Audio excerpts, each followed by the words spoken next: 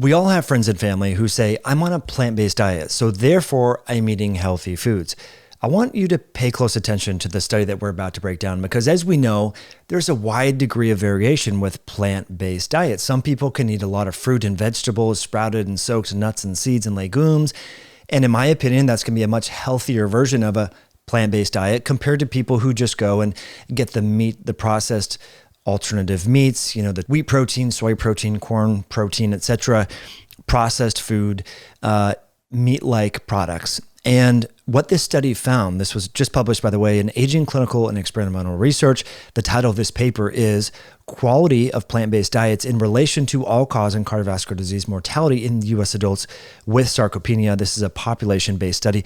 Really interesting. So they stratified people based upon, and it's not just any old people. These are people that have low muscle mass. And I think that's important because as you get older, you naturally lose muscle anyway. And we know that sarcopenia is an independent risk factor for all-cause mortality and cardiovascular specific mortality as well as cancer. So these investigators wanted to see what association there was with the qualitative differences in what would be considered a healthy plant-based diet versus an unhealthy plant-based diet. And as we can see from these so-called Kaplan-Meier curves, looking at survivability in individuals that are eating this way, you can see demonstrable differences here. So just because someone says they eat a plant-based diet, that doesn't mean that they're necessarily eating a healthy plant-based diet. So they stratified individuals for all plant-sourced foods, and they categorized those individuals for having either healthier plant-based foods or unhealthy ultra-processed plant-based foods. And we're talking about confectionery items, sweets and chips, cookies, crackers, the unhealthy plant-based foods that sadly are consumed oftentimes. I mean, I think you remember this several years ago, Reese's Peanut Butter Cup said, hey, we're now plant-based, So people are like, yes, it's plant-based, And look, I'm not just picking on vegans and vegetarians.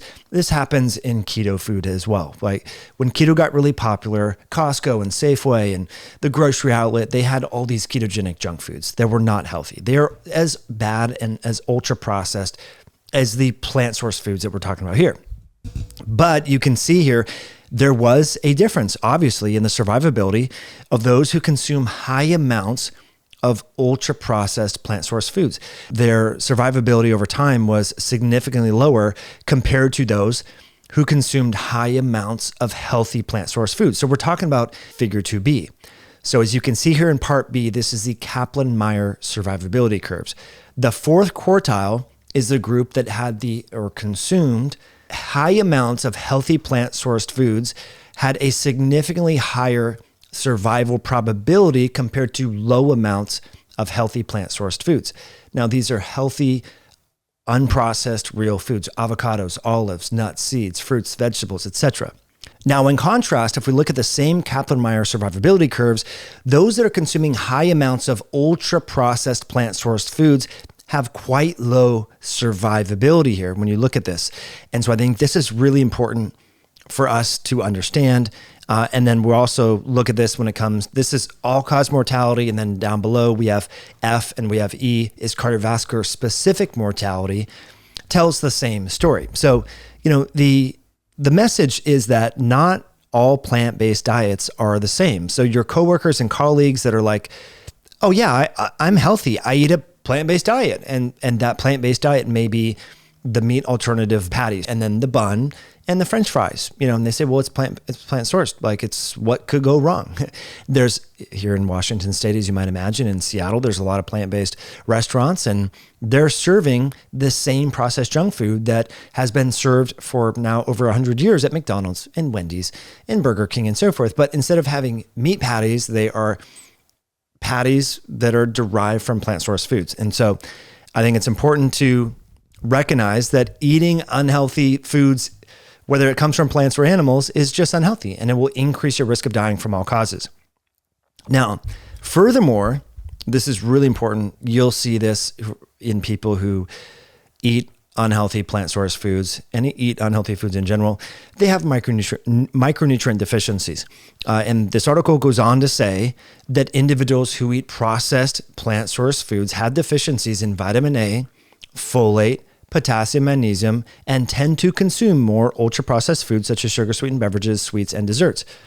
This is what I want to really highlight here is many people will buy ice cream or buy cookies or sweets and be like, it must be good for me. It's plant-based. And I can sympathize with them. You know, in the early 2000s, when the gluten-free movement was really getting a lot of momentum, I would go to the store and be like, oh yeah, these cookies and these crackers, they're gluten-free, like they're low, like whatever. And they would have a ton of sugar oftentimes. And I, didn't realize that, wow, these are incredibly unhealthy. It took me a lot of years because, there's research showing that when a food has some healthy label on it, whether it's gluten-free or keto or plant-based or whatever, we tend to overconsume that in comparison to if we just know that the food is just, if it is what it is. And there's this famous milkshake study and so forth. And the milkshakes contain the identical amounts of calories and macro and micronutrients, but one was labeled as diet or light, and one was labeled more enriched and heavy and so forth. And people overconsumed the food. And this was done at University of Michigan in Ann Arbor. And the investigators noted that when people were presented with the two shakes, they overconsumed the quote unquote diet version. So just be aware that if you know someone that's on a plant-based diet, they're probably going to overconsume sweets and desserts that have a plant-sourced label or plant-based diet label. And some of the other micronutrients that one might be deficient in would be vitamin D, as well as creatine. And I'll put links in the description below for things that you might want to consider. If you're eating a plant-sourced diet or plant-based diet because you want to save the planet or whatever the reasons are, you're getting no creatine, very little magnesium, very little zinc, and B vitamins, as well as vitamin A in a plant-based diet. So that's something to consider.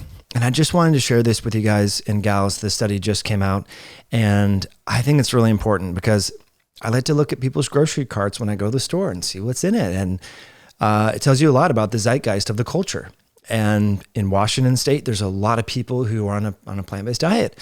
And there's a lot of plant-based junk food in those shopping carts, my friends. And so if you enjoyed this video, please hit that like button. Be sure to subscribe and leave me a comment in the comment section. We'll see you on a future episode down the road.